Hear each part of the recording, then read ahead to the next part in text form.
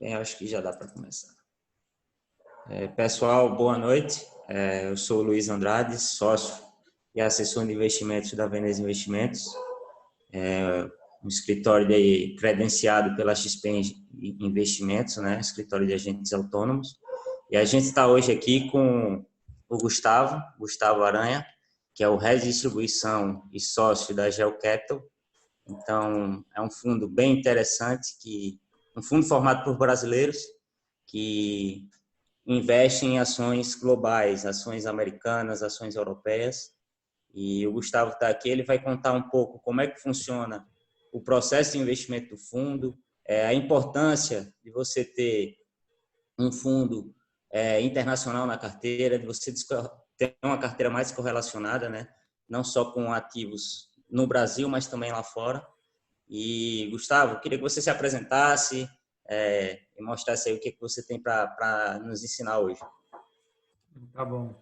Bom, ensinar não. Tomara que eu traga aí umas ideias e umas provocações interessantes para os clientes de vocês. Primeiro, agradecer, Luiz, obviamente, a Veneza Investimentos pela oportunidade. Muito legal estar aqui podendo debater esse assunto que a gente gosta tanto e fala tanto. E é legal poder ter acesso e contato direto com os clientes também para tirar dúvida e, enfim, ajudar que os clientes entendam um pouco o valor, né, de diversificar geograficamente a renda variável. Eu sou sócio e diretor de distribuição da GEO, como você falou. Eu tenho 20 anos já de mercado de investimentos, fiz carreira muito tempo, comecei estagiário e saí muitos anos depois na Hedging Grifo, que nem existe mais, foi comprada no meio do caminho pelo Credit Suisse e virou Credit Suisse Hedging Grifo. Eu sempre fui private banker, ou pelo menos metade desse tempo eu fui private banker, eu fiquei lá de 2001 até 2014.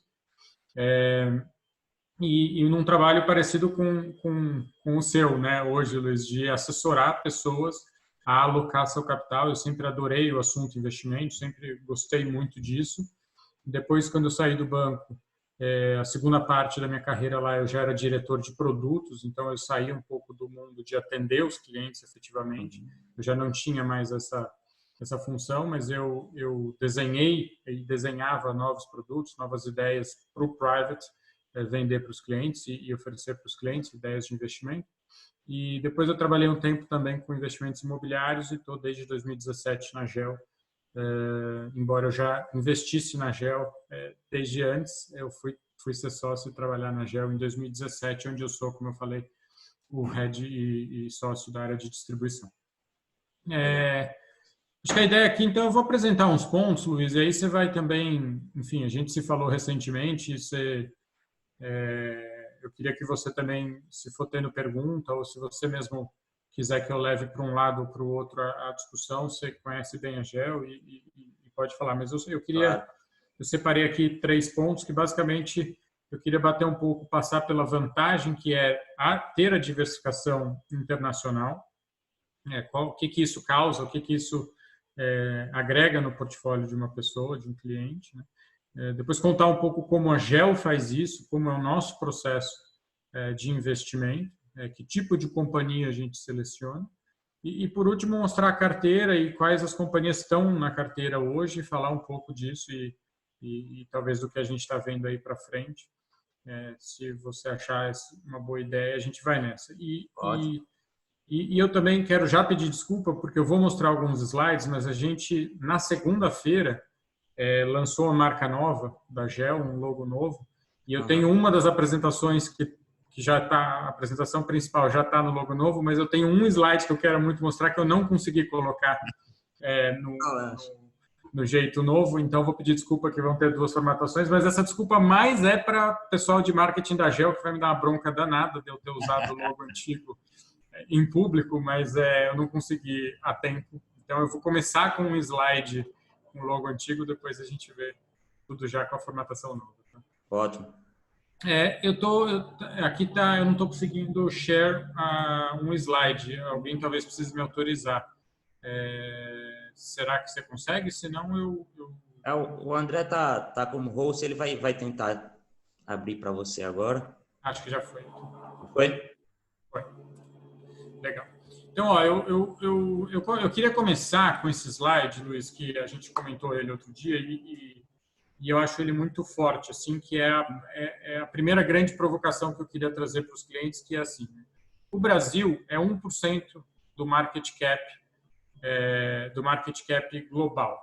Então, o que isso quer dizer? Que o total das ações brasileiras, elas são 1% do total das ações do mundo. Então, quando o investidor decide investir em renda variável no Brasil e aloca 100% do capital dele em ações brasileiras, o que ele está fazendo, na verdade, é colocando 100% do capital dele em 1% das oportunidades, né, do mundo da renda variável. O que para a GEL sempre pareceu um pouco de ponta cabeça demais. Esse número, em geral, ele é sempre enviesado para o mercado doméstico, esse é um fator, esse é um evento, vamos dizer assim, conhecido. Um outro assunto que eu adoro, que é finanças comportamentais, tal, esse chama home bias, quer dizer, a tendência que as pessoas têm de investir no que está próximo. Isso é um fenômeno documentado, mas no Brasil ele é exacerbado, né? Esse 100% para 1 parece muito, né? E aí aqui esse gráfico eu trago porque eu sempre vou atualizando ele, sempre nos eventos, e quando eu falo assim, para os clientes eu mostro. Ele tem 3 linhas, né? A azul é o nosso gráfico em dólar, e aí depois a gente fala um pouco porque eu acho que funciona a questão do dólar, eu acho também importante na renda variável, mas ele é o nosso gráfico em dólar, apesar da gente ter o fundo em reais também, sem a exposição cambial. O cinza é o Ibovespa, e aí aqui eu estou pegando como exemplo, né, de fundos, imagina uma carteira de fundos locais que renda o Ibovespa. E o amarelo é uma carteira 50-50. Eu brinco que é um cliente que me ouviu lá em fevereiro de 2018 e resolveu seguir meu conselho de não só investir em Brasil, mas investir também em Brasil, e não só investir lá fora, mas investir também lá fora. Então, eu brinco que não é o ou, é o e. Né? Então, o cliente, vamos dizer que teve a linha amarela aí, me ouviu e alocou em GEL e em Bovespa. Né? E aí, o que eu acho legal desses 24 meses que a gente está vendo na tela, não é quem ganhou e quem perdeu, é o caminho. E aí e esses 24 meses, por coincidência, eles têm tudo. Né? Aconteceu de tudo. Aqui eu vou fazer alguns pontos aqui para vocês, tá? Gustavo, então, oi. É interessante você pontuar aí também, né, que, por exemplo, inclusive, como você falou agora, né, o cliente que te ouviu lá em fevereiro, provavelmente a gente estava aqui, a gente teve a reforma da Previdência, né, tudo isso, e o dólar acabou caindo, né? Sim, sim. Então ele tem que olhar isso também, né? E depois eu vou colocar, eu vou passar por isso porque é interessante, porque olha só, aqui em 18 foi aquela crise dos caminhoneiros, a greve dos caminhoneiros. Então aqui é muito fácil apontar e dizer, olha como é bom diversificar geograficamente, inclusive com o dólar, né? Porque a nossa carteira nessa hora subiu e o Ibovespa caiu muito. Você vê que a linha amarela passou pela crise dos caminhoneiros, ali pela greve dos caminhoneiros, com poucos problemas, poucos sustos, né? Mas depois você teve um fenômeno que é raro, e foi exatamente quando você falou, que foi aquele momento pré-eleitoral, onde tinha uma sensação de que no Brasil, com a saída do PT, as reformas viriam e tal, então o dólar caiu muito naquele momento, e o Ibovespa subiu muito. E, por outro lado, ainda isso que é raro, isso foi junto com um momento que lá fora tinha-se uma visão de que os Estados Unidos ia muito mal, as ações americanas e globais iriam mal por conta de uma questão comercial. Então, você teve aqui, a partir de agosto, setembro, um movimento onde o nosso fundo em dólar, né, caiu muito, quer dizer, aqui é em reais, mas o dólar e a nossa carteira caíram muito, até aqui o começo de dezembro, e o Ibovespa subiu muito. Né? E o que eu acho super legal disso aqui é que no final de um ano, você vê que passou quase um ano, né, de fevereiro a janeiro, as 3 linhas chegaram no mesmo lugar. Só que imagina você tendo qualquer uma dessas linhas. Qual que você chegou de forma mais confortável nesse mesmo lugar? É a amarela, né? Porque a cinza, você passou por esse período aqui, muito forte, isso aqui é uma queda forte, muito cliente resgata aqui, né? A azul, você passou por esse movimento muito forte também, e a amarela não, a amarela foi quase que ali com poucos altos e baixos, obviamente a renda variável, mas você vê que você chega no mesmo lugar com muito menos susto. E menos susto no mesmo lugar quer dizer uma carteira melhor, quer dizer uma carteira mais eficiente do ponto de vista risco-retorno. Enfim, para quem é um pouco mais técnico e gosta, um índice de Sharpe melhor. Então, certamente, nesses primeiros 12 meses aqui, foi bem melhor que a carteira amarela do que ter só GEL ou do que ter só Ibovespa. Depois você entra nesse gráfico aqui, num período longo de quase mais um ano, onde tudo foi bem. Aqui, as ações aqui brasileiras andaram, as ações globais andaram, e mesmo em dólar, né? E aí você vê que você ter a diversificação, você não deixa nada na mesa. Né? Também aquele mito de que, não, mas a bolsa do mercado emergente anda sempre muito mais. A bolsa lá fora tem muito retorno lá fora também. É um mito, eu acho, quando a gente olha lá para fora e pensa lá fora só como segurança e não como retorno.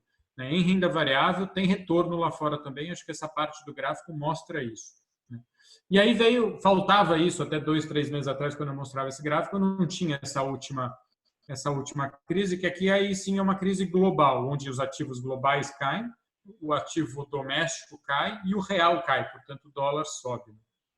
E aí você vê também que aí sim o fator dólar faz uma diferença incrível e você cai, né, na linha azul cai muito menos do que na linha cinza, e a resultante é que você, mesmo depois quando você tem uma recuperação, você consegue de novo ter mais eficiência na carteira amarela. Então esse ponto, essa primeira provocação que eu queria trazer, assim, é muito mais eficiente. Eu tenho muita dificuldade, eu nunca encontrei ninguém que conseguisse argumentar contra isso, e eu já mostro isso há muito tempo, que é ruim ter uma carteira de renda variável geograficamente mais diversificada do que só ter um país. E aí não é o Brasil, tá? Se você me dissesse que você tem uma carteira de renda variável só de ativos espanhóis, eu faria exatamente o mesmo caso, ou turcos, ou mexicanos, ou até americanos. Né?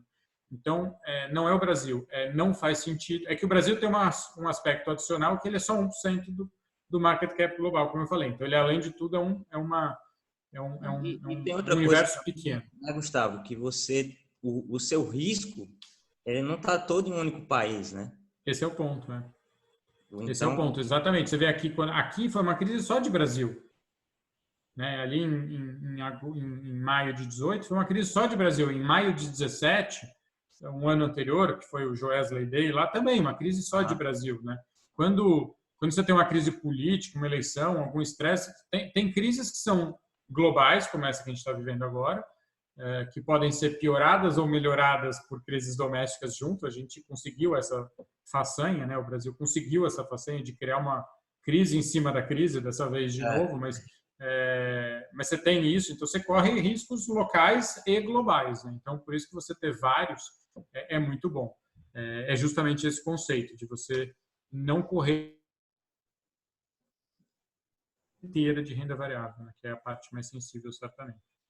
E você meio que descorrelaciona o risco, o risco-retorno, né? O risco-retorno, nitidamente, ele fica outro, e também a volatilidade, né? Fica bem menor. A volatilidade visualmente é menor aqui, né? Dá para ver. A questão do retorno, eu costumo brincar que quando você monta uma carteira diversificada só com ativos brasileiros, naquela historinha dos ovos e da cesta, não é que você colocou os ovos em diferentes cestas. Se você montar uma carteira com NTNB, fundo imobiliário,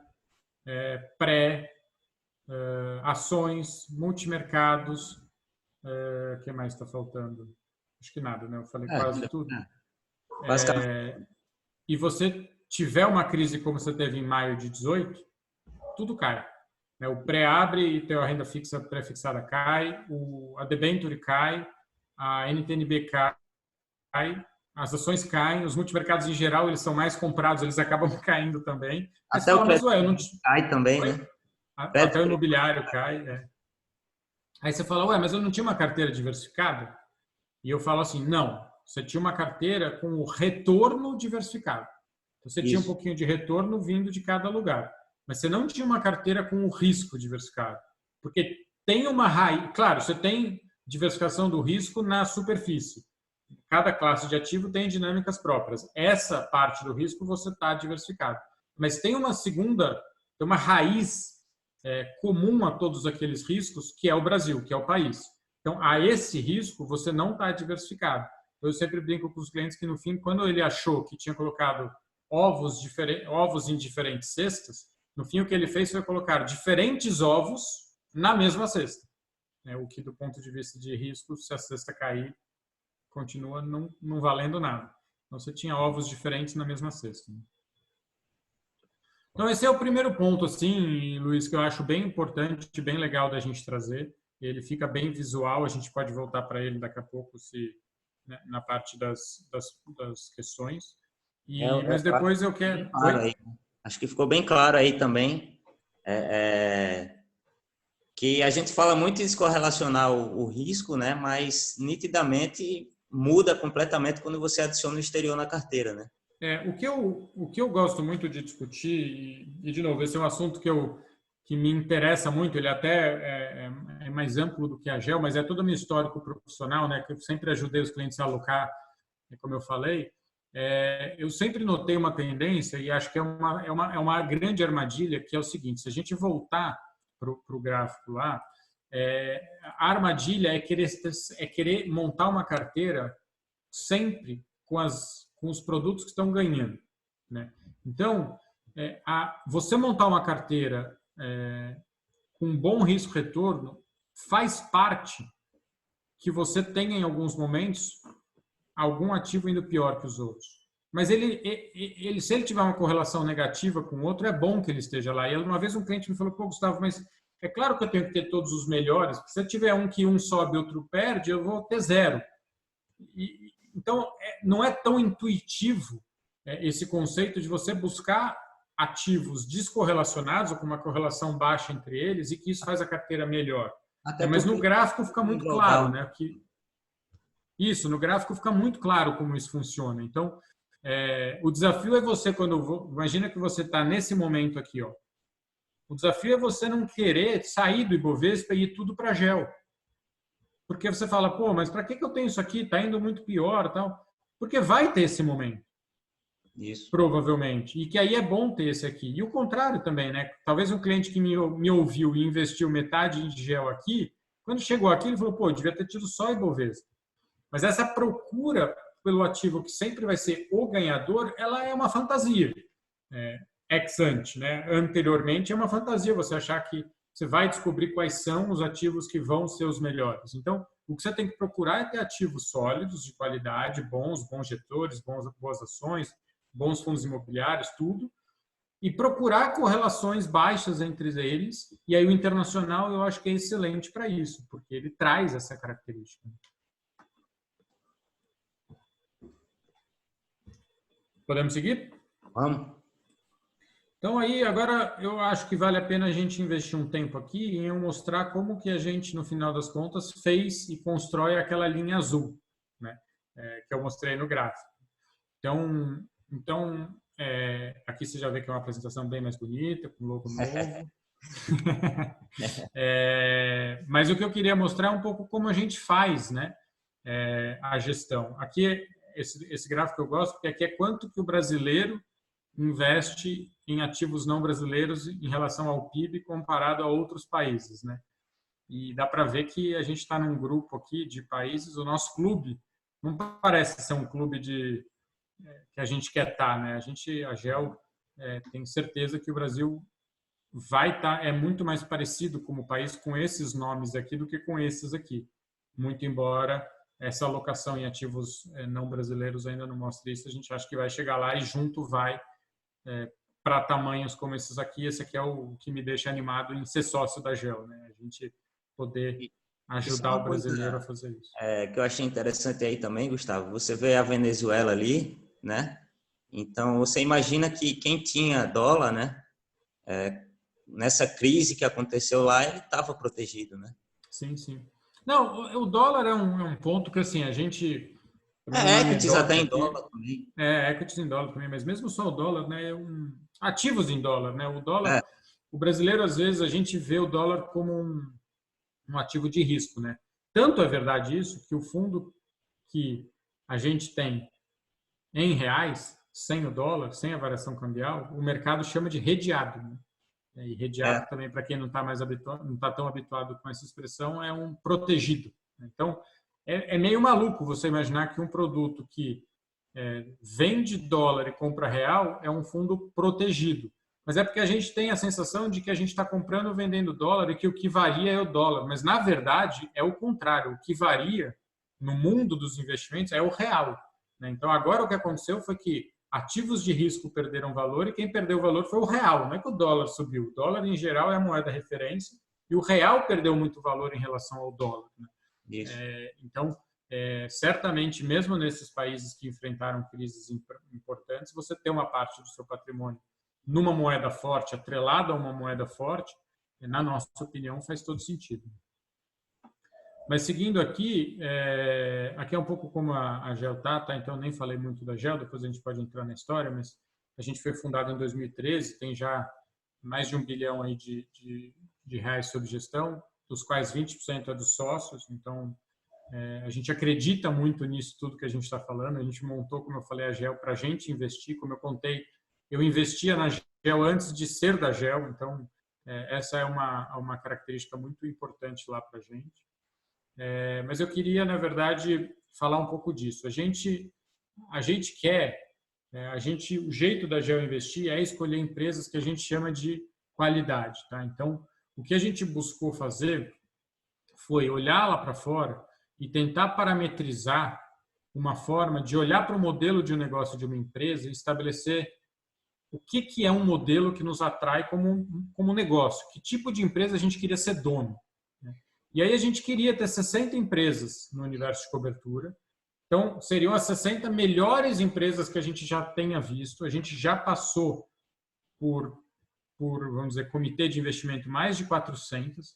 E o que a gente procura nessas companhias para que ela vá para o nosso universo de cobertura, então, o universo de cobertura é uma parte importante do nosso processo de investimento, é que ele tenha qualidade no modelo de negócio. E aí, a gente, ao longo do tempo, foi cada vez mais estabelecendo parâmetros objetivos de o que é qualidade para a GEL. Né? O que a GEL procura num negócio quando ela decide que ele vai para o universo de cobertura. E, basicamente, é poder de preço, cultura de dono e crescimento. Poder de preço é aquela capacidade do business de empurrar preço para o cliente, não tomar o preço do cliente, do mercado, né? Se proteger, margem e tal. Cultura de dono é a cultura da companhia mesmo, como é a governança da companhia, como é a alavancagem, como é a tomada de decisão de alocação de capital. E crescimento é quais são as avenidas de crescimento de lucro que a companhia enxerga para frente ou tem pela frente, se ela vai conseguir reinvestir no próprio negócio e tal. E ao longo dos anos a gente foi realmente granularizando muito isso, a ponto de ter hoje um scorecard, uma tabela onde a gente pontua mesmo, dá nota para cada um desses itens aqui, de 1 a 5, para cada uma das companhias que passa por comitê de investimento. Então, é bem granular, a gente tenta tirar muita subjetividade dessa análise. Então, cada uma dessas 400 empresas que já passaram por um comitê de investimento, elas tiveram uma tese escrita por um analista sênior. Essa tese foi passada por um comitê de investimento, onde esses itens foram analisados e decidiu-se se ela merecia estar entre as melhores 60 companhias que a gente já viu ou não.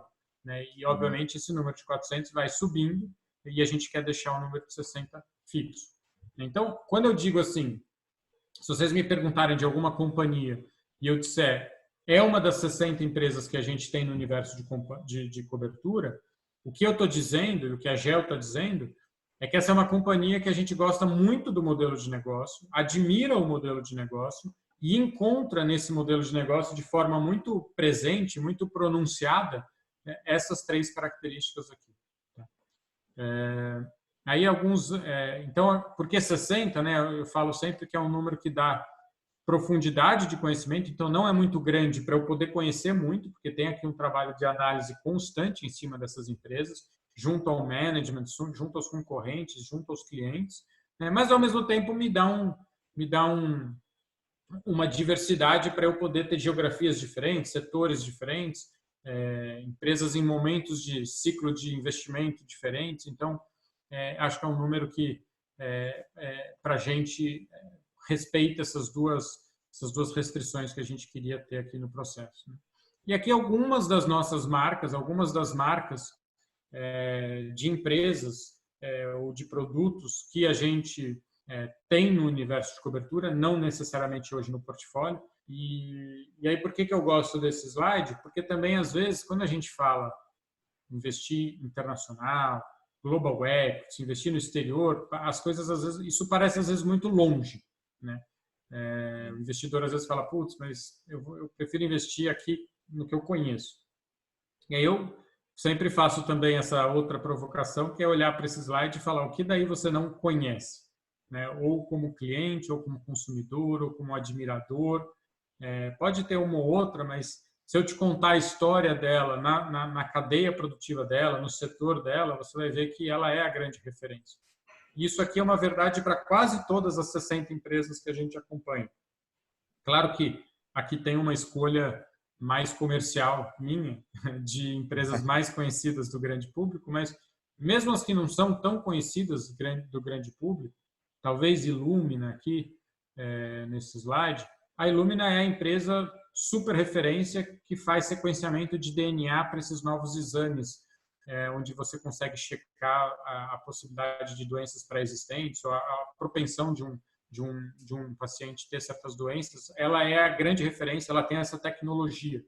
Então, se você falar com um médico ou com alguém que é desse mundo de exames e tal, e de sequenciamento genético, certamente vai conhecer a Illumina. Então, são as grandes companhias, mas aqui o que eu queria que todo mundo ficasse é que as empresas globais, o investimento internacional, aquela aba no site da XP que está lá meio longe, diferente, no caso da GEL, já está presente, já está no nosso dia a dia, já está aqui. Essas ações só estão sendo colocadas em outra caixinha porque o regulador quer assim, porque os alocadores querem assim, porque empresas são empresas, e quando a GEL decide ser dona de uma empresa ou ser sócia de uma empresa, tanto faz onde ela foi fundada e tanto faz onde ela é negociada. O jeito que a GEL olha é como ação. Então, por isso, eu começo com um gráfico onde o fundo da GEL está junto com as ações brasileiras, porque, para mim, é a mesma classe de ativos. Essa é uma discussão que eu tenho, inclusive, com a turma lá da XP. Eu acho que essa classe de ativos internacional não existe. Isso é uma invenção dos brasileiros. Existe ações globais, ações Brasil, isso existe, mas uma classe de ativos como internacional, para mim, não faz muito sentido. Mas esses são alguns dos nomes, nem todas essas estão na carteira, né? Por quê? Eu vou pular aqui para a carteira, porque junto com a carteira eu quero falar, aqui a nossa carteira, um jeito tradicional de mostrar a carteira em março, né? Então, depois a gente pode enfim, entrar uma a uma, discutir algumas teses, mas o que faz uma empresa sair do universo de cobertura, sair não, mas do universo de cobertura também estar no portfólio? Então, para estar no universo de cobertura, lembrando, uma empresa com modelo de negócio altamente sustentável e de muita qualidade, na opinião da GEL. Para estar no portfólio, ela precisa estar barata, além disso. Então, a gente também, do mesmo jeito que quando olha para um ativo, criou uma sistematização do que é qualidade para a GEL, quando a gente olha para um preço, a gente criou um jeito de dizer o que é barato. Prazo, a gente olha quanto a gente acha que essa companhia deveria valer daqui 5 anos, essa é a métrica. O longo prazo na GEL tem nome e sobrenome. Eu brinco que tem muito gestor que acusa o cliente de ser curto prazista, mas ele nunca diz quando é o longo prazo, né? Sempre é o longo prazo e nunca chega o longo prazo. Na GEL é 5 anos. Então, a gente olha 5 anos para o valuation e compara o preço hoje, né, com o valuation de longo prazo. E quanto maior essa diferença, mais a GEL quer ter ações daquela empresa na carteira, até o limite de 10%, que é o limite máximo que a gente pode ter por companhia. Quanto menor essa diferença, ou seja, à medida em que o ativo vai ficando caro, menos a gente quer ter esse ativo, até que, em um determinado ponto, a gente não quer ter o ativo. Então, a gente tem hoje na carteira 21 companhias e as outras 39, no final, estão caras, na opinião da GEL. E tem um outro jeito de olhar a carteira, que eu gosto e é muito específico da GEL, que é esse aqui. Baratômetro, né? Depois eu falo dele. Mas aqui tem um pouco essa questão, né? Esse gráfico é um gráfico que tem as mesmas companhias daquela outro slide que eu estava mostrando, Mas aqui ele mostra tanto a graduação de qualidade que a GEL deu para aquela companhia. Então, todas no universo de cobertura, a GEL entende ter uma qualidade muito excepcional, mas mesmo dentro dessas, a gente vê diferenças e gradua isso, bem como o retorno esperado para cada ativo naquele preço, naquele dia. Então, no dia 30 de março, que é quando é essa carteira, a gente, por exemplo, para a Coca-Cola, via que ela tinha 11% ao ano, por 5 anos, de diferença, na opinião da GEL, entre o preço dela naquele dia e o valuation dela que a GEL atribuía para ela naquele dia. Então, quanto mais à direita nesse gráfico, né, mais, na opinião da GEL, um ativo está barato. Portanto, a gente quer ter mais. Quanto mais à esquerda tiver esse ativo, mais caro ele está. Portanto, eu vou querendo ter menos. Até que nesse vazio aqui estão as outras 39 companhias. Ou seja, elas estão aqui com retornos esperados, na opinião da GEL, preço versus valor de 5 anos, com um retorno que não nos atrai para investir neles. Então, o capital do fundo que não acha alternativa suficiente para investir a totalidade dos recursos fica em caixa, e aí que caixa a gente coloca aqui com retorno esperado bem baixo. Mas para a gente tudo bem. A gente prefere ter caixa do que ter um ativo que esteja caro. A gente prefere esperar o mercado jogar, né, derrubar alguma empresa para a direita, ou alguma dessas mesmas empresas podem andar mais para a direita, e a gente querer ter um pouquinho mais e usar esse caixa, né? Então, nesse momento aqui, a gente estava com 90% em ações. O que é o baratômetro, né, que o Luiz comentou? O baratômetro é uma média ponderada desse número, ou seja, quanto cada ativo está no meu portfólio, com o retorno esperado, levando em consideração o caixa. Então, quando eu faço uma média do meu portfólio, eu chego num número teórico de quão barato o portfólio está. Não uma ação específica, mas o portfólio. Então, imagina que se eu carregasse esse portfólio igualzinho ele está hoje, na mesma proporção, por isso que esse número é teórico, né? Mas na teoria, se eu pegasse e congelasse essa carteira e ela fosse em linha reta durante 5 anos para o valuation de longo prazo de todos os ativos que eu calculei, a gente ganharia 14,5% ao ano nesse período. Então, assim, isso aqui não é um retorno esperado, é um número absolutamente teórico. Mas por que a gente tem esse número? Porque ele é uma tentativa de fazer o investidor olhar para frente, não para trás. Olhar quantos ativos estão baratos para frente, não se eles subiram muito ou caíram muito para trás. E o que é mais legal desse número é que eu acho que ele isoladamente diz pouco, porque, de novo, não é retorno esperado, ele é um número quase como um número índice, uma teoria, mas se a gente olhar ele ao longo do tempo, a variação desse número mostra uma informação muito legal, na opinião da gente. Então, a gente seleciona aqui algumas fotografias de algumas situações bem específicas do baratômetro, né? Então, se você olhar aqui, essa aqui é a carteira de outubro de 19. Tá? Então, logo antes daquela queda importante, que teve no final. Não, desculpa, outubro de 19 foi depois, eu estava pensando que era 18. Isso aqui é outubro de 19, quase que no fechamento do ano passado. Isso aqui é uma carteira, você vai ver, a gente está 76% investido em ações, né, com um baratômetro de 11,4. Então, é uma carteira cara. Né? Você vê que a gente tinha poucos ativos, né? E só 76% investido, então aqui não tinha o caixa ainda, mas o caixa deveria estar aqui grande, e um yield médio de 11,4. Olha junho de 17, a gente tinha os mesmos 76% investido, mas só 6 de yield, só 6 de baratômetro. Olha onde estavam os ativos graficamente aqui. Né? E olha agora, essa aqui é a atual. Então, você vê que ao longo do tempo, e a gente tem isso aqui para todos os trimestres, ao longo do tempo você vê as companhias se movimentando nesse gráfico Fala. Tem uma coisa interessante também, que muitos investidores eles olham para fora e eles dizem, não, ó, as ações lá são muito caras, não tem preço, aqui é muito mais descontado. Mas eu lembro que quando a gente se falou, você também mostrou que essas ações, elas também sofrem drawdowns grandes também, né? Elas sofrem descontos no ano, né? Assim, primeiro, assim, eu vou mostrar duas coisas. Eu mostro um gráfico específico de Tiffany que a gente tem aqui, que mostra bem isso, mas Sim, de novo, esse ponto eu falei no começo, é bom reforçar, assim, a gente discorda muito dessa história de que, não, lá fora não tem retorno, né?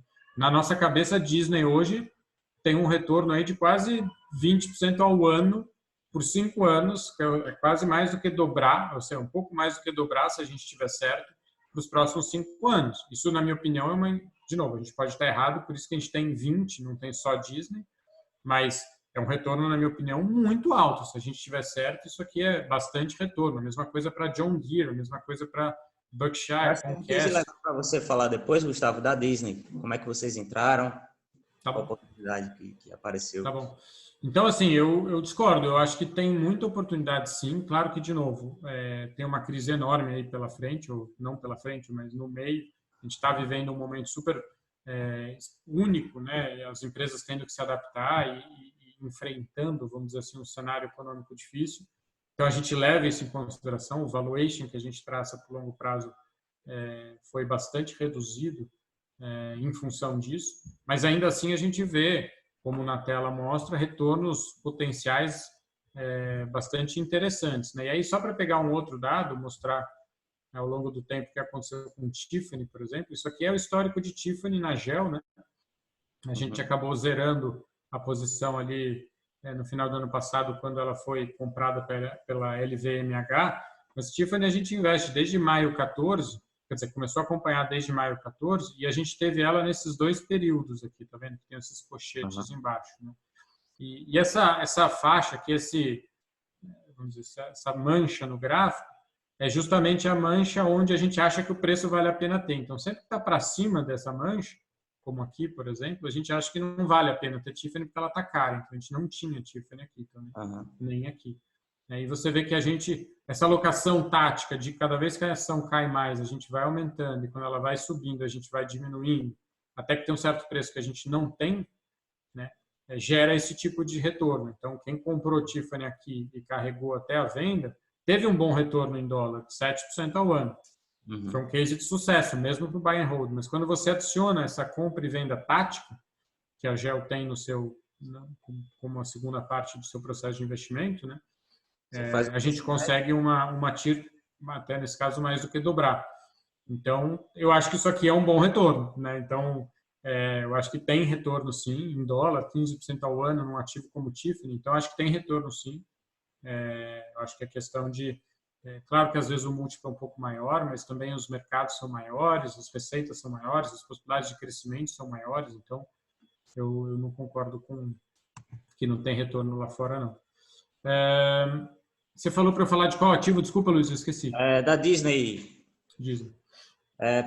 Como é que vocês entraram, né? Qual foi quando você viu que era o momento de entrar em Disney? Eu acho que você contou foi que ela tirou todo o conteúdo dela da Netflix, né? Na verdade, isso a gente já tinha Disney. A gente acompanha a Disney, eu acho que faz uns 5 anos, 4, 5 anos. É uma posição importante do fundo já há um bom tempo. Ela chegou ela caiu bastante. A gente chegou a comprar ela 100 e poucos dólares há 3, 4 anos atrás, que é onde ela está hoje. Imagino que, na nossa opinião, ela está barata, né? 4 anos depois, ela está no mesmo lugar e a empresa gerou lucro, cresceu, fez novos negócios. Tá.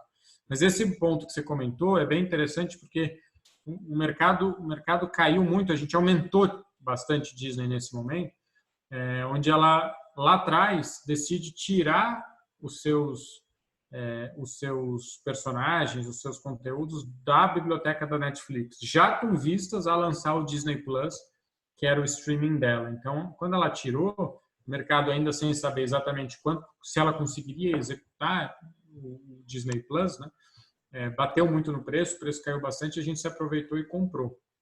Mas o que a gente vê em Disney é uma companhia que tem, de forma muito evidente, na nossa opinião, e, bom, só para falar do preço das ações, do histórico da gente com as ações, a gente ficou desde então, aumentou e diminuiu um pouco, ela chegou a bater 140, quase 150 dólares no ano passado, quando ela anunciou e fez o primeiro anúncio do Disney Plus.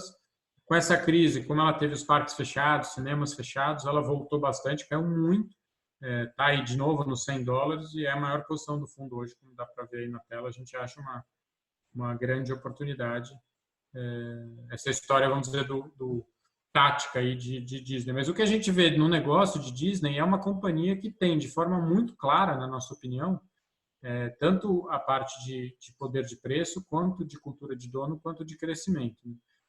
Poder de preço, para a gente, é muito óbvio, quando você tenta pensar assim, é fácil fazer uma Disney?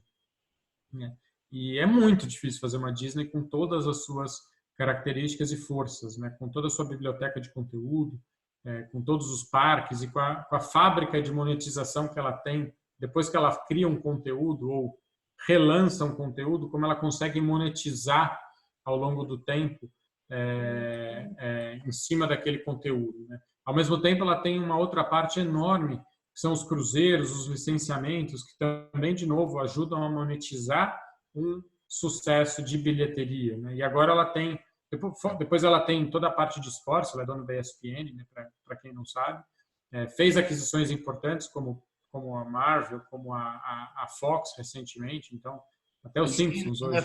NFL também, né? A ESPN tem a licença da NFL, né? A NFL é uma liga que a ESPN tem a licença, a ESPN sim é da Disney, então é uma companhia que ao longo dos anos foi se reinventando sempre e criando cada vez mais um posicionamento muito difícil de alguém replicar, né? E se a gente acha, como a Gel acha, que nessa briga dos streamings, no fim, o diferencial é o conteúdo, a gente entende que a Disney está muito bem posicionada nesse mercado, né?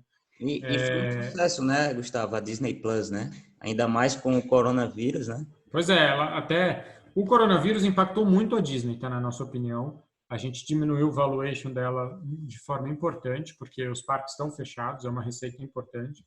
Os cinemas estão fechados, é uma receita importante. A gente não acha que o crescimento no Disney Plus, que foi surpreendente por conta também da crise, a mesma crise que fechou os cinemas e fechou os parques, deixou as pessoas em casa, aumentou muito o número de assinantes do Disney Plus, mas a gente acha que isso aqui está longe de compensar em termos de receita, então ela perde receita. Acho que 2020 a gente espera um crescimento de lucro por ação negativo, então isso está já nos modelos, mas o mercado derrubou muito o preço, na nossa opinião. Então, mesmo ela valendo menos daqui a 5 anos, a diferença, né, o valor caiu, mas o preço caiu muito. Então, a diferença aumentou, por isso que ela é tão importante no portfólio. A gente vê a Disney como uma companhia que provavelmente daqui 3, 4, 5 anos continua muito dominante, né, nesse setor. E aí sim, com o Disney Plus já bem grande e com market share bem maior do que a gente esperava. Muito legal. E Gustavo, tem mais... Eu sei que você não olha muito para índice, né? Vocês não costumam olhar muito para o índice. Mas a gente vê que o S&P hoje ele já está com uma queda de menos de 10% no ano. A Nasdaq está praticamente no 0 a 0. Como é que você vê isso também? Você acha que tem apesar desse crescimento, dessa recuperação, ainda tem oportunidades boas? E outra pergunta também, alguma empresa que vocês estavam investidos, a tese mudou com o coronavírus ou permaneceu? Vocês acham que as empresas que vocês têm hoje no portfólio vão conseguir passar bem por essa crise? Tá, do índice, assim, quando eu olho esse número que você falou e eu olho bem para ele, me dá um pouco de frio na barriga, porque, assim, 10% de queda do S&P para tudo que a gente está vivendo, tudo que a gente está vivendo vai ter, me parece meio de cabeça para baixo. Tem que lembrar que tem uma tecnicalidade aqui que o S&P nunca teve tão concentrado. 20% do S&P hoje são 5 empresas de tecnologia e que, por coincidência, são empresas que tiveram suas ações valorizadas até bastante em abril e caíram menos em março, com essa cabeça de que são empresas que se beneficiam de alguma forma pelo fato de as pessoas estarem muito em casa, né? Que é basicamente Facebook, Alphabet, Microsoft, a própria Netflix, talvez eu tenha esquecido algum, e Amazon. Então, olhando por outro lado, você tem os outros 80% do S&P que tem coisas que estão baratas e que caíram muito. Então, assim, acho que olhar o S&P hoje talvez seja bem difícil, porque ele tem coisas bem diferentes lá dentro, em termos de valuation, na nossa opinião. Então, a gente acha que sim, tem oportunidades, como eu mostrei no gráfico aqui. Quer dizer, aqui são companhias, na nossa cabeça, muito resilientes. E já juntando com a sua outra pergunta, tudo que está no nosso universo de cobertura hoje teve a tese revista por um cenário de coronavírus. Eu brinco que a gente montou lá uma maquininha de moer carne e passou todas as teses por ela. Então, todas as companhias foram revistas realmente no esforço de guerra aí que a gente fez, por entender que vamos dizer, o impacto nas companhias seria muito grande. Eu acho que poucas empresas saem do outro lado dessa crise iguais. Então, é uma armadilha, eu acho, comparar preço com preço. Uma ação caiu 15%, ela está 15% mais barata. Isso implica em você imaginar que o ativo é o mesmo. E a gente acha que nessa crise poucos ativos são os mesmos, tanto como modelo de negócio quanto com valuation. Então, no caso de Disney, por exemplo, em dezembro, a opinião que a gente tinha de valuation dela não tinha nenhum dia de parque fechado. Agora tem muitos dias de parque fechado, tem 6 meses de parque fechado e uma retomada da curva de ocupação dos parques muito lento. Ainda assim, a gente acha que ela para de pé do ponto de vista de modelo de negócio, ela não corre risco, na nossa opinião, de quebrar, mas ela vale menos daqui a 5 anos, e esse ajuste está já aqui na tese de investimento. Então, o que a gente, quando eu digo que Disney está barata, eu estou comparando não preço novo contra preço velho, eu estou comparando preço novo com valuation novo. Isso que nos dá segurança. E isso foi feito não só para a Disney, isso foi feito para todas as companhias. Então, quando você me pergunta das companhias que a gente tem hoje no portfólio, ou até no universo de cobertura, todas elas a gente vê essa característica. Não trazem riscos estruturais para o portfólio e devem provavelmente valer menos, e isso está ajustado, aí é uma questão de valuation. Mas como modelo de negócio, todos a gente acha que passam pela crise. Agora, passam bem sem consequência? Quase nenhum. Muitos deles vão sofrer quedas relevantes de receita em 2020 e 2021. Agora, para também não deixar de responder, sim, teve companhias que mostraram isso aqui, mostraram risco estrutural para a GEL e saíram do universo de cobertura no meio dessa crise. E aí eu posso citar 3 exemplos muito conhecidos, que foi Marriott, que estava inclusive no portfólio, mas é uma companhia de uma classificação de qualidade, na opinião da GEL, super alto, naqueles padrões que a gente procura, mas não tem muito como fazer, é um pouco de azar nessas horas. Como é que ela vai vender o seu produto, que é quarto de hotel, com 1/3 da população em lockdown? Então, a gente olha para essa situação por uma dúvida muito grande do que vai ser pela frente, com a velocidade que as pessoas vão voltar a viajar. Vê a situação dela de balanço, vê a situação dela vis-à-vis alavancagem, olha e fala, isso aqui eu não tenho certeza, tenho muita dúvida de como calcular o valuation e se esse valuation acontece, traz risco estrutural. Estamos dizendo que a Marriott vai quebrar? Não, mas talvez ela tenha que emitir ações, talvez ela tenha que se endividar muito. Então, vamos dizer, um ativo que hoje a gente não quer ter no portfólio da GEL a preço nenhum. Saiu do universo de cobertura. Isso também aconteceu com Boeing, isso também aconteceu com a Amex. Então, são 3 exemplos aí de companhias que saíram do outro lado da maquininha de moer carne, muito estragadas como modelo de negócio, e a gente decidiu não ter a preço nenhum. Todas as outras saíram mais feias e valendo menos, mas ficam de pé, com margens de segurança grandes, na opinião da GEL, e tem esse ajuste de preço. Muito bom. E, Gustavo, apareceu uma pergunta. Vocês investem na Ásia, em alguma empresa na Ásia, ações chinesas, vocês olham também, não? Ainda não. A gente tem um projeto... a gente gosta muito de processo e estatística, e tem uma parte importante do market cap global que vem de Ásia. Então, a gente entende que, com certeza, tem companhias com qualidade de modelo de negócio suficientemente fortes na Ásia para compor o nosso universo de cobertura, só que a gente ainda não encontrou. Então, tem um desafio na GEL de tentar aprofundar o conhecimento nesses lugares, e aí Coreia, China, Japão, enfim, Índia, para tentar achar empresas, mas elas têm que competir do ponto de vista de modelo de negócio com essas que lá estão hoje. Então, é uma barra alta, a gente não encontrou ainda, embora esteja procurando. Mas o que não quer dizer que a gente não tenha exposição à Ásia, né? Várias das nossas empresas, e a maioria delas são muito globais, e tem na Ásia um mercado consumidor dos seus produtos muito importante. Então, algumas muito relevantes. Então, a gente também não tem essa preocupação muito grande assim, eu preciso ir para a Ásia, eu preciso achar alguma coisa na Ásia, que lá que está o crescimento, porque a gente consegue terceirizar isso para as nossas companhias, de certa forma, né? Então, Disney, por exemplo, tem um parque em Xangai que foi aberto recentemente, muito lucrativo, e tem na Ásia uma parte dos seus consumidores importantes. Mesma coisa a LVMH, as empresas de luxo, né? Tem na Ásia uma parte importante da sua receita. Enfim, quase todas. John Deere é super relevante. Então, poucas são as companhias que não têm alguma venda na Ásia, né?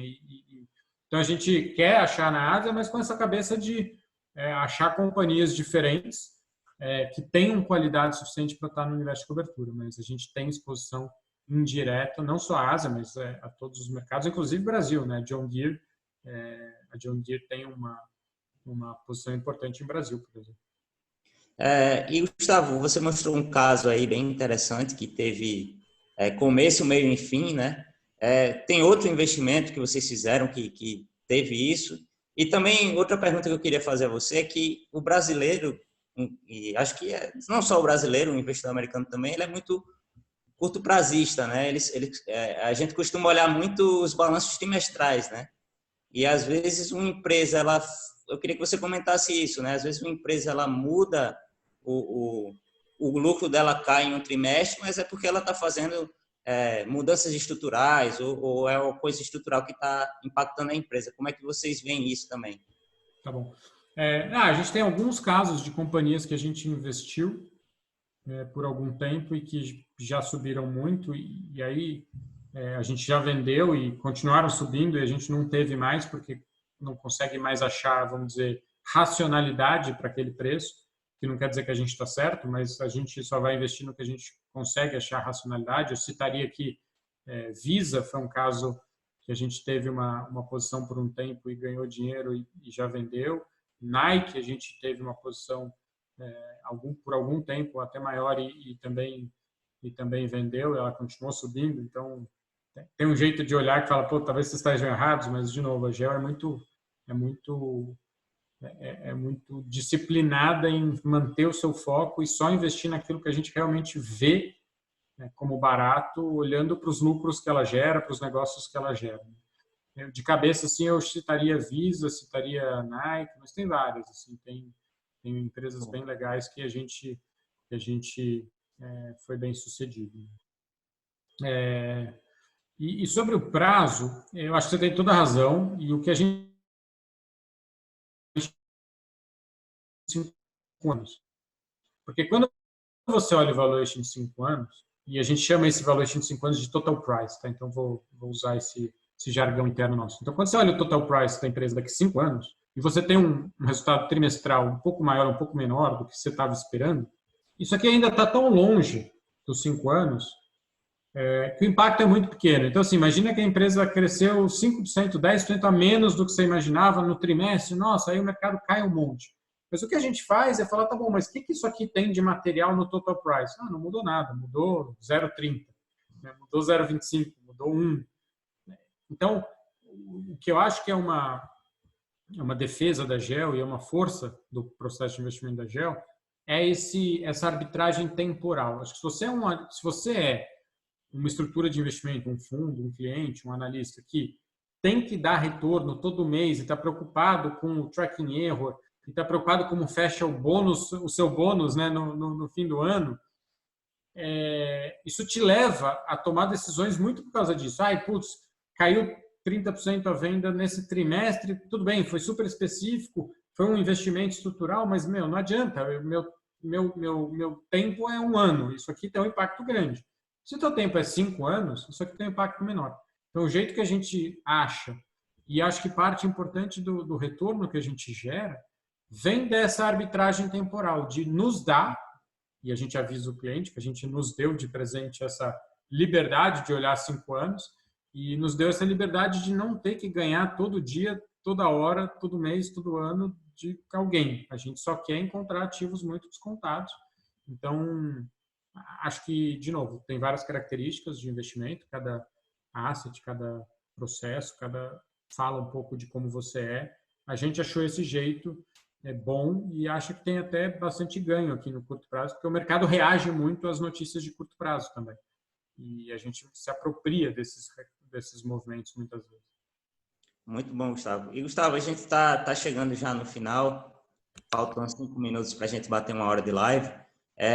Tem alguma coisa que você quer ponderar, que você quer falar para os nossos clientes? Para aquele investidor que ele está temeroso de fazer um investimento internacional, o que é que você tem para concluir aí? Eu queria dizer que eu queria deixar uma mensagem de que as pessoas deveriam diversificar geograficamente na renda variável. Acho que seria chover no molhado. Espero que todo mundo já tenha entendido que eu queria isso. Senão ninguém me entendeu. Mas o que eu acho importante, você falou do medo, né, de investir no internacional e tal. A GEL tem um modelo de negócio e é uma filosofia nossa, é o que a gente quer fazer como companhia, que é justamente ser a parceira do brasileiro nisso. Eu acho que muito desse medo vem porque o que tem disponível para o investidor brasileiro investir lá fora, muitas vezes, ou é você abrir uma conta lá fora e você ou vai ser mal atendido, ou você tem que ter muito dinheiro, mas é uma estrutura hostil, vamos dizer assim. E só ponderar também isso, Gustavo. A burocracia é muito grande, né? Muito grande. Investir lá fora. Então, ou você tem esse modelo que é burocrático, difícil, hostil, vou chamar de hostil, né? Ou você tem uma oferta aqui, muitas vezes, de supermercados de fundos, né? Nomes famosos, casas centenárias, que vêm para o Brasil, mas vêm com um fundo dos 1000 que elas têm. Não tem ninguém aqui, não tem o gestor aqui, o time de gestão não está aqui. Então, aí eu acho que torna essa coisa da proximidade que a GEL tenta dar distante. Né? É uma casa famosa que tem alguém falando aqui, mas você não sabe exatamente quem é. E o que a GEL quer dar é justamente isso aqui que a gente está vendo. Né? Você, Luiz, já viu, já fez comigo Zoom, a gente, como eu fiz aqui hoje, mas a gente abre a carteira, a gente recebe no nosso escritório, a gente escreve relatório em português, a gente dá transparência, a gente atende. Eu tenho um time, eu sou responsável pelo time de distribuição, a gente tem um time grande de vendas e marketing para atender o cliente brasileiro. Então, a gente quer ser a gestora que traz uma classe de ativo que não está tão à disposição do investidor aqui, mas que quer tratar o investidor como ele está acostumado, com proximidade, sabe que a gente investe junto, a GEL não tem plano B, não tem esse é o fundo que a GEL está vendendo agora, porque está na moda, porque alguém falou que agora é bom internacional. Não, a GEL só tem isso desde 2013. 20% do AUM da GEL é nosso, dos sócios. Então, assim, investir na GEL, por mais medo que você tenha de investir internacional, é investir com a gente. Com o Gustavo, com o Pino, com o Oliver, com o Daniel. Eu brinco que a GEL, as pessoas têm nome e sobrenome, estão aqui, estão ali no nosso escritório. Quem quiser ir lá, pode ir lá conhecer a gente. Então, eu queria que isso desse um pouco de conforto, que desse um pouco de proximidade para o investidor doméstico, numa classe de ativo que não deveria estar longe como está. Porque as empresas estão aqui. Né? Como eu mostrei, as companhias estão aqui. Então, eu queria deixar essa possibilidade ou essa tentativa de olhar para a GEL como uma parceira do brasileiro que quer investir fora. E entende o brasileiro. Né, Gustavo? Muito importante essa proximidade, até porque a gente que trabalha com assessoria, a gente vê que os clientes eles são temerosos de ir para uma renda variável, de ir para investir em uma classe, de sair de uma poupança, né? E acabam saindo e se sentindo mais confortáveis porque tem um assessor lá próximo, né? Óbvio. Então, acho que é bem a mesma dinâmica aí que você tem de passar para o brasileiro, né? E o fundo cai, o fundo sobe, quer saber o que aconteceu. Porque eu acho que quanto mais o investidor souber que o dinheiro dele está na GEL, que é aquele numerinho que aparece no extrato, no aplicativo, mas que, na verdade, não é naquilo. Na verdade, é na Disney, é na Bembev, é na Berkshire, é na Alphabet, é na Facebook. Quanto mais ele conseguir tangibilizar isso, mais ele vai ter tranquilidade de falar, entendi, tá bom, caiu o preço disso, mas olha do que eu sou dono, né? Será que eu não queria ser dono dessas empresas? E é o que você é quando você é acionista. Então, quanto mais a gente conseguir pular o nome Geoempresas Globais, né, e ir tentar mostrar para o investidor aonde ele está de fato investido, eu acho que ajuda muito. E essa proximidade, essa abertura, essa transparência, a gente quer dar muito para vocês, né, obviamente, para os assessores, para os nossos parceiros e para os clientes também. Muito bom. Gustavo, acho que a gente bateu 1 hora de live.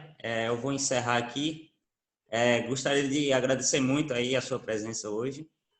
Agradecer a Simone também, né, que proporcionou mais uma vez esse encontro entre nós. E conta com a gente aí o que precisar também. Nossos clientes, como acho que ficou bem claro, né, o Gustavo deixou bem claro aí que você tem uma diversificação internacional, você diminui a volatilidade da sua carteira e acaba sendo até anticíclico, né? Porque quando o país aqui está em crise, o dólar sobe, então você provavelmente aí você vai ganhar aí nos equities que estão dolarizados. Sim. Então, ter atenção a isso. E, pessoal, muito obrigado a todos. Vamos ter mais live aí, tá? Vamos estar mais próximo de vocês. E qualquer dúvida, vocês podem procurar nossa página no Instagram, que a gente está à disposição de vocês. Ou o nosso contato pessoal, o número de telefone. Valeu, pessoal. Boa noite. Obrigado. Tchau. Obrigado, pessoal. Valeu. Boa noite. Obrigado. Boa noite.